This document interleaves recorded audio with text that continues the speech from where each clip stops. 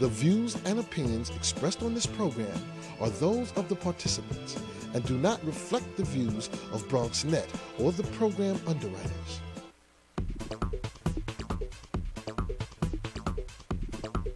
BronxNet. Your voice, your views, your vision.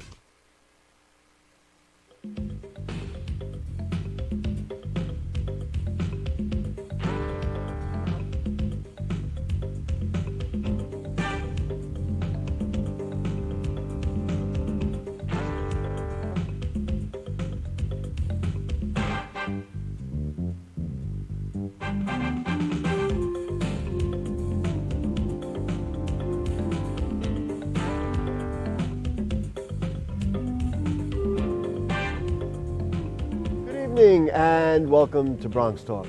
For generations, the discussion about what to do with the Kingsbridge Armory has raged. The looming historic structure is vacant and filled with potential. Now, at long last, it appears we're close to resolve, as there are two proposals being considered by the city.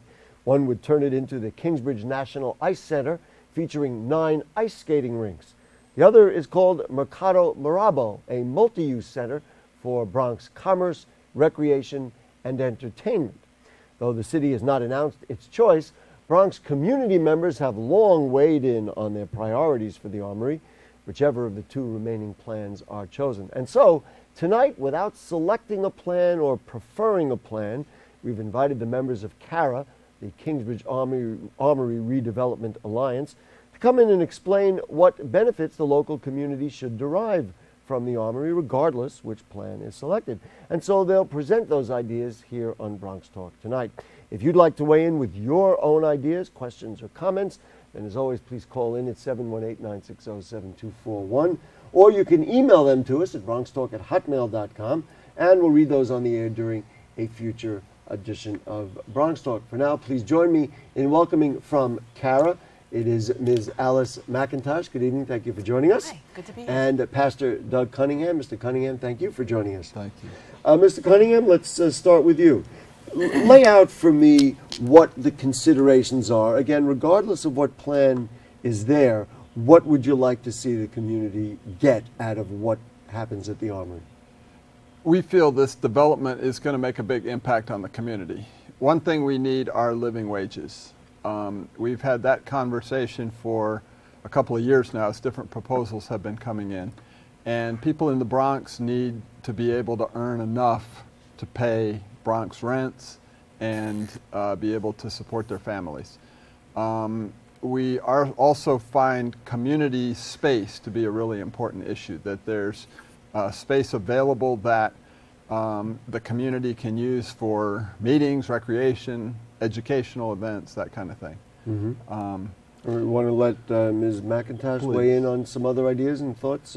I mean, there's a whole range of things. Then we're going to break it down and see which one of the plans fit, which of these ideals. We've also talked a lot about greening the Armory. So responsible, sustainable development that considers that the Bronx is 3rd in the nation in asthma rates. And so we want a development that considers what is the greenest way to redevelop that Kingsbridge Armory. So that's been a huge concern of the community as well. We've also talked a lot about having some kind of business incubator, a way for small business people or people in the Bronx who are interested in starting their own businesses, a place where they can come to sort of incubate or grow their businesses. And so that was another consideration that we had talked about, and also that we heard from the community they were interested in seeing happen at the Is it Armory. realistic, and these are just a couple, I mean, I know you have other points, and I've got the whole list of the things that Kara has been working on. Is it realistic to think that this development, and I understand about the, let's say, the wages, and you didn't mention, but local hiring, we certainly want, if the jobs are going, I think we'd all agree, we want them to go to Bronx people. But is it realistic to think that any project could do all of these things, for example, provide community space, or even, do what you say about providing an incubator? Isn't that a job maybe of a not-for-profit that would provide an incubator, like whether it be a local development organization or BID? Why put something like that on the Armory? Why not? The Kingsbridge Armory is over 600,000 square feet of space. It's huge, and there's no reason why that space can't be creatively redeveloped in order to meet the needs of the community where it actually rests. And so we're calling on whichever developer is ultimately selected to really take the time to think about this community, think about the culture of the community, think about the needs and the desires of the community as a part of shaping what that Kingsbridge Armory ultimately becomes. Mr. Cunningham, let's start right there then. As far as community space, give me your evaluation. I mean, I know that we and viewers will recall that we did the show. We had the two plans. They both presented it. My sense was they both had community space available. Yeah, both are talking about community space. Both are talking about living wages, a number of the proposals that we've made. This is a public-private partnership. It's a public building. There's public subsidy going into it. And from the beginning, there's been clear conversation. The key for us is making the agreement enforceable. Okay, I didn't want to. There's a picture, by the way, of what the ICE situation. We'll get to the nature of the agreement, but I want to break it down a little bit. So, talk to me about community space. Do you feel that both plans provide that community space? So far, we've been talking about 50 to 60,000 square feet of community space. That is, frankly, what was quoted on this show. Right, and that is what we believe is minimally necessary in order to provide recreational, educational, place for community to come together. What would you like to see there? Because some of those things, the recreation, certainly Mercado Morabo talks a lot about recreation, and obviously an ICE center involves recreation. What would you like to see in that separate space if either one of those plans come true? Right. I mean, there's been talk of a hip-hop museum.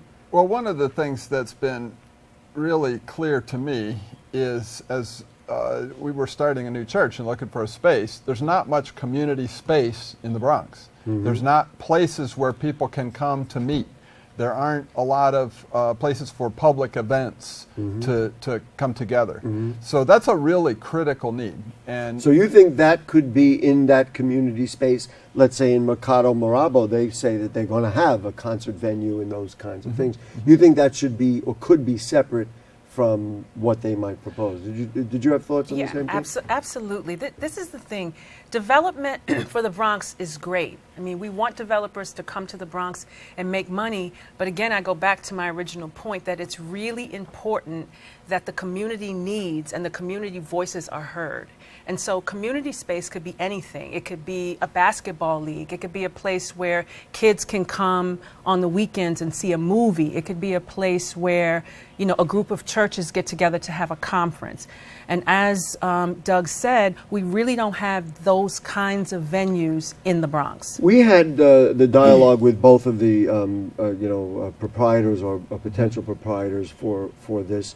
And one of the things that did come out, I think it was with the ice rink plan, they said, we have no preconception about the community space. They said, whatever, we're looking forward to that dialogue. I'm presuming that's what you'd like to see. I mean, so we almost can check it off.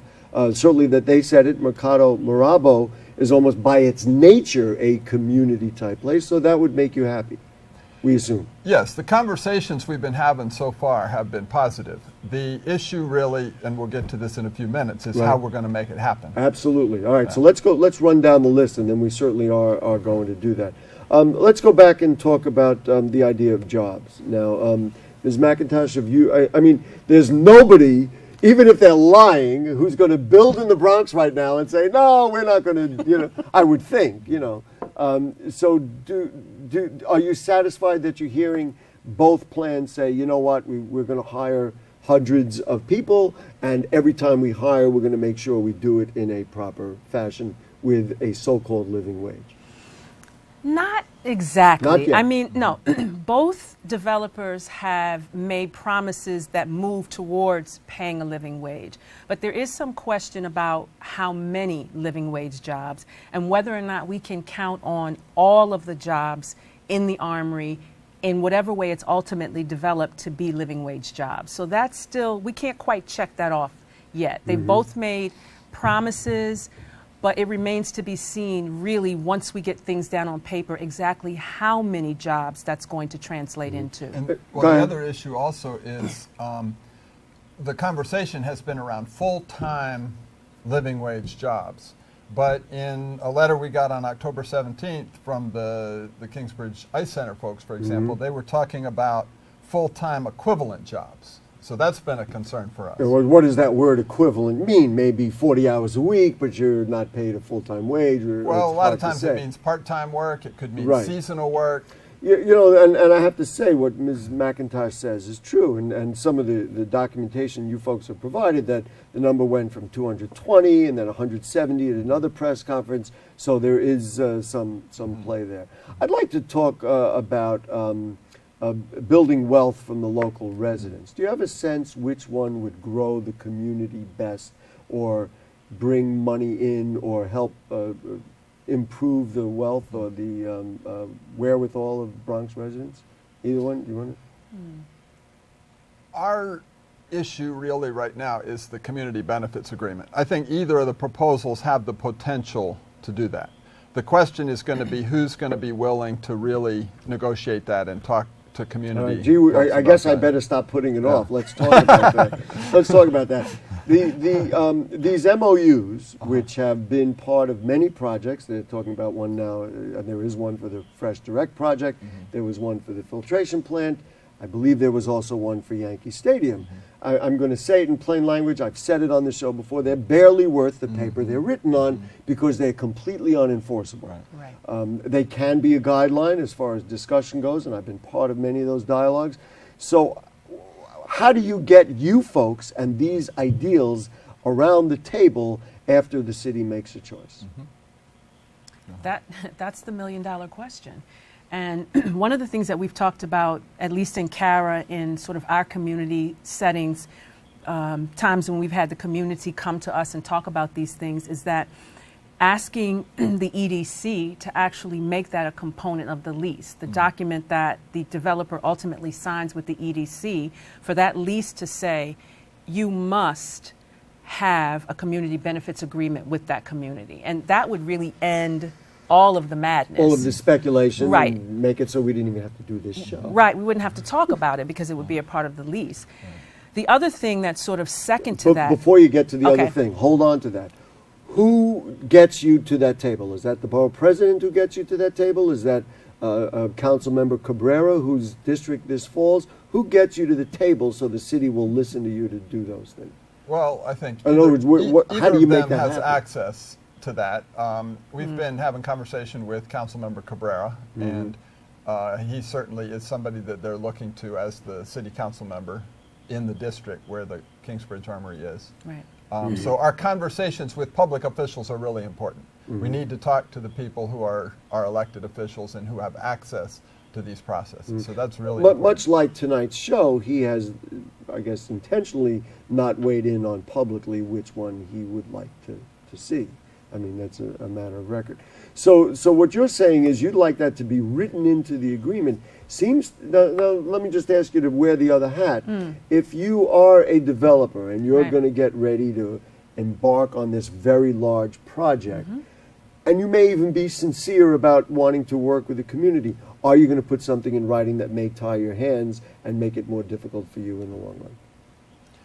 That's an important role of our public officials. To make sure that they do that. This is a public subsidy project. You know, it's a public building. It's got a public roof. It's got other public benefits. And so that's where our public officials really need to stand up. I had cut you off and you were going to give me another thing, and I want to get to that other thing. Well, I was going to say something very similar to what Doug just said. It is a public project, and as such, a developer has to understand the importance of working with the community.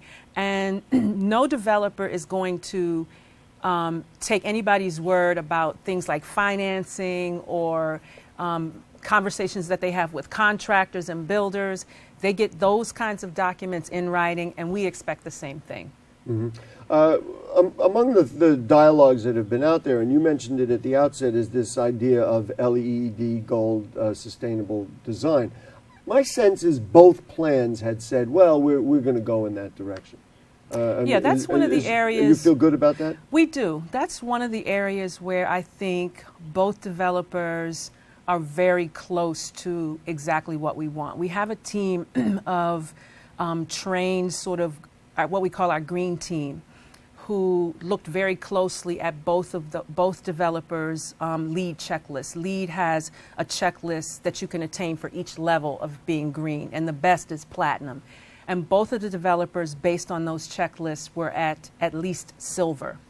We asked that they aspire to LEED gold. And so both were open to looking at their checklists and adding more to their checklist so that they can get to gold. That was one of the areas where there wasn't as much tug of war. In other words, you felt reasonably comfortable about it. Yeah. Mr. Cunningham, over the years, and we were talking earlier that you had been on this show, and it's possible we had this dialogue. I can't even think of how long ago it might have been. There's been a dialogue, and it certainly came out of CARA, about schools and schools at the Armory. Right. When we brought up the question, I remember the gentleman from the NIC proposal, from the ICE Center proposal, said, you know, if there is community space, we have no objection to it, yet schools is not something we control because we don't build public schools. I mean, we might be involved in it. That has to come from the city.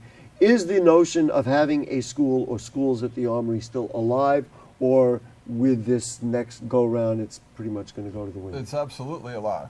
We need schools in the Bronx. And this is a place where they can be put. We feel that the Economic Development Corporation needs to put in the lease the demapping that would allow the process to move forward in building a school. Mm-hmm. So we think that that's something that... Now, does that go in the 50,000 or 60,000 square feet of community space? Or you say, you know what, you can build an ice rink, you can have your thing, but still, we still want more space in there for a school? As I understand, that's a separate separate plot. dialogue. Yeah, mm-hmm. Yeah. I don't think you can do a school inside the Armory because of ventilation and windows and requirements. That was one of the dialogues that has happened over a long period of time. That the School Construction Authority has. But certainly, either of the developers can put money aside for demapping, for looking at other sites, and for working with the SCA, the School Construction Authority, to figure out what we need in the Bronx in terms of schools and where a site might be. Mm-hmm. So when we're talking about schools, we don't necessarily mean that the developer is going to build a school from top to bottom, but certainly allocate funds so that that can take place. There was an interesting dialogue, and frankly, I didn't follow the reasoning behind it. A guy who's been a friend of this show for years, and that was Africa Bambaataa, and many of the people involved in the hip-hop culture were saying, you know, we like the Mikado Marabo plan because we think we want to have a hip-hop museum, and we think that's the way to do it. But why couldn't the hip-hop museum be part of the 50,000 square feet and have, the ice rink build out that? In other words, it seemed to me, why favor one or the other? Because you could probably get the museum in both plans. Yeah, I mean, I agree. I think that the main thing as it relates to community space is the square footage, and that square footage be usable community space. What happens once it's built out and the community can go in there is up to the imagination. I mean, it could be anything. And you're right, the hip-hop museum could be a part of either plan. Mm-hmm. I think that the hip-hop folks in African Bambaataa contacted Young Woo first, and they were open to it, and that's why they went, well, that's interesting, and I appreciate your making that statement. Mr. Cunningham, the idea of access to whatever is in there is an important one, so that people in the community don't feel like, well, we're being priced out or we're not welcome there. Talk to me about how each plan measures up in terms of this notion of affordability. In other words, is everybody going to be welcome? And certainly we're always concerned about people on the lower end of the economic scale. Yeah, that's critical. Is this a project that is for the benefit of people in the Bronx? Or is this going to be a project that's going to be primarily attracting people from Westchester County and Connecticut and other places?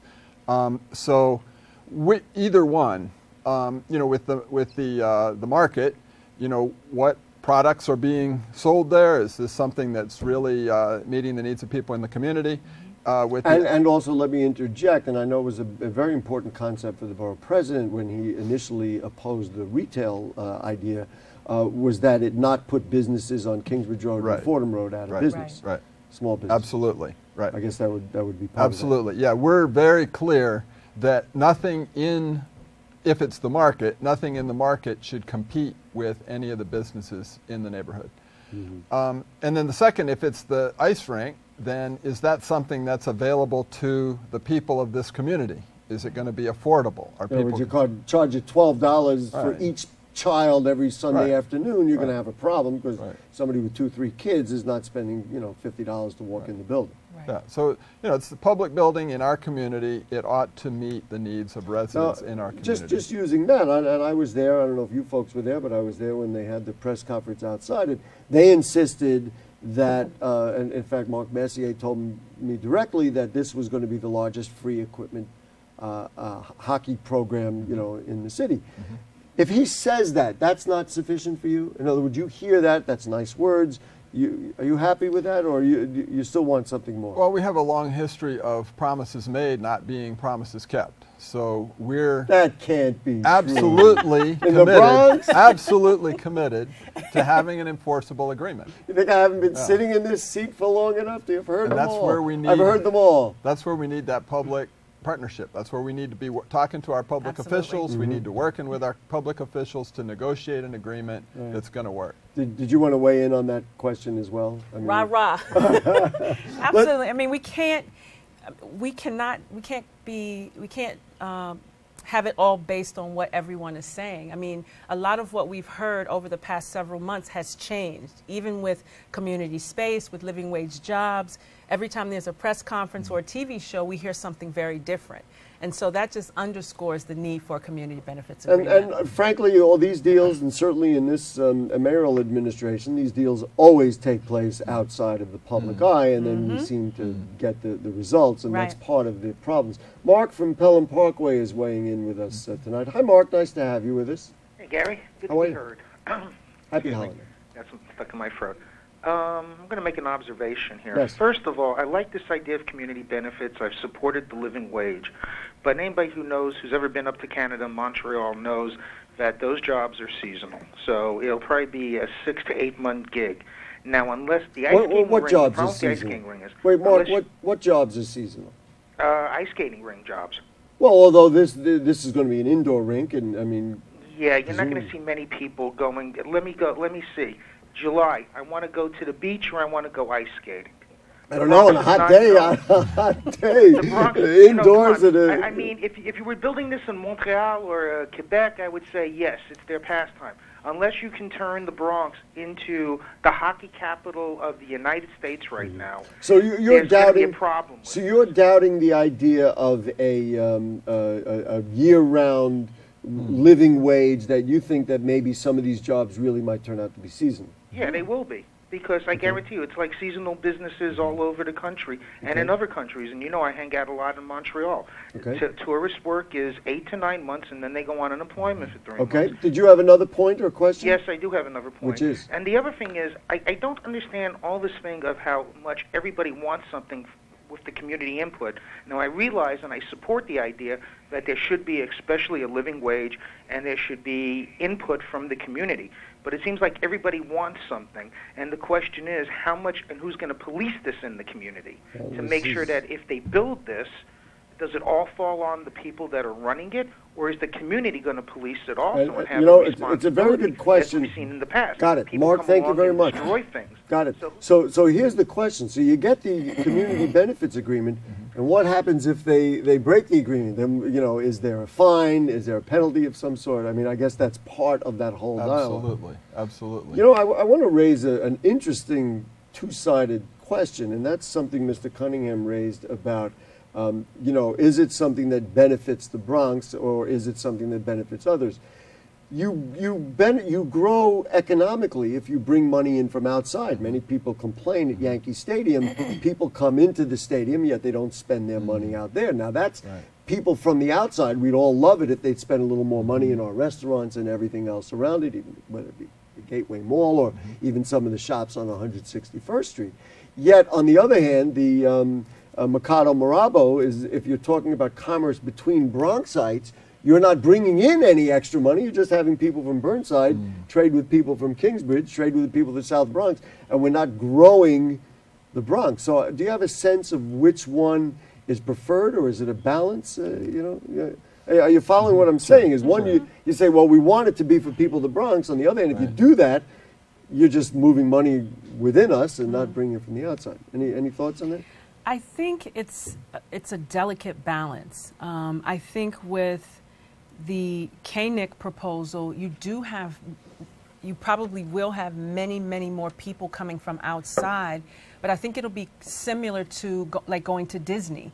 You go to Disney, you spend all your money in Disney, and then you leave. You don't walk around Orlando and go to local shops to get a massage or to eat. You do Although you do stay in those hotels, but you see, that's the idea, how to use that so that it benefits the people of the Bronx. Right. Also, I'm just going to interject, if you don't mind, so that they don't use up all the good spaces, that if there are free programs or low rate programs, that people from the Bronx get the benefit But from that those goes as well. back to the community benefits agreement, and those are the kinds of questions that we'll ask the developer and that we'll talk about and negotiate into the community benefits agreement. Mr. Cunningham, we're almost out of time. Talk to me about how you see this playing out. Do you have a sense of when an announcement will be made? We had heard the fall. The fall is now come and gone. We're practically into 2013. What's your thoughts about when and how and what's going to happen next? Those decisions are being made in circles that I'm not privy to. This is one of the problems, one of the themes of tonight's show. Exactly. We're about connecting with our public officials, our elected officials, and connecting with those who want to do business in the Bronx so that it works for all of us. Has the dialogue, and just use, not to pick on them specifically, but the borough president and Councilman Cabrera, has the dialogue been encouraging to you that your ideas will be listened to? We've been having good conversations with Councilmember Cabrera. Okay. We need to have conversations with the borough president as well. Doug Cunningham, Alice McIntosh from CARA, thank you both for joining us. And, the forum is here. If we need to talk about it more, we've talked about it before, we'll talk about it again. Thank you for your great work on the Armory. Yes. Folks, if you have further comments or questions on anything you heard on tonight's show or anything going on in the Bronx, then email them to us at bronxtalk@hotmail.com or make a comment on our Facebook page, and we'll read those on the air during a future edition of our program. Archives of Bronx Talk are available at bronxnet.org. You click Bronx Talk on the right-hand navigation bar. And I will tell you, if you want to see the show we did on the two plans, look up the August 14th show, and you can watch and get a sense of the two plans. Also, of course, become a fan of Bronx Talk on Facebook. We'll see you next Monday night for more. Thank you to our great producer, Jane Folloro, to Michael, to Dina, to the cast of Thousands, and to you. Good night. Good night. Stay here, don't go away. Okay.